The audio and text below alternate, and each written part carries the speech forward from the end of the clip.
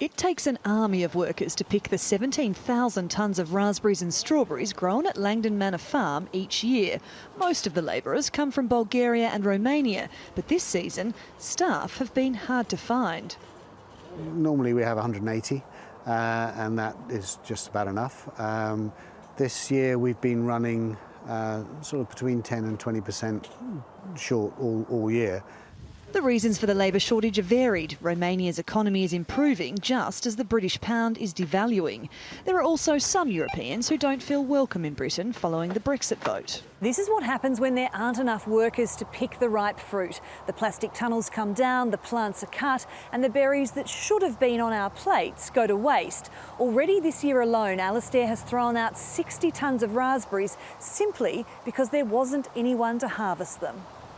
The horticultural industry in the UK employs 90,000 people, but farmers worry after Brexit, extra immigration bureaucracy for EU nationals will make it even harder to find labourers.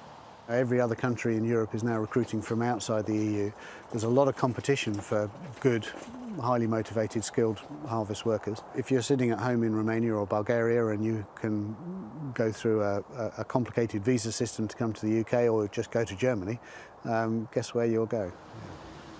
Industry lobby groups are calling for the reintroduction of visas for seasonal agricultural workers coming from outside the EU. People ought to be able to come here and work in a fixed place for a fixed period of time. It might be 6 months or 8 months and then return home.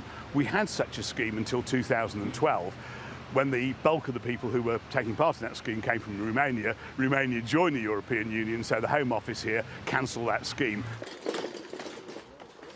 For months, government ministers have voiced support for the visa scheme, but under pressure to reduce migration, they've yet to introduce the necessary legislation.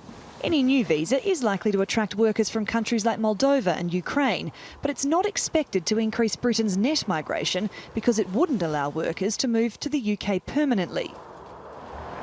And now farmers say unless the government acts quickly, next year's crops will also be left to rot, an economic disaster for producers and a huge waste of food. Sarah Morice, TRT World, Faversham.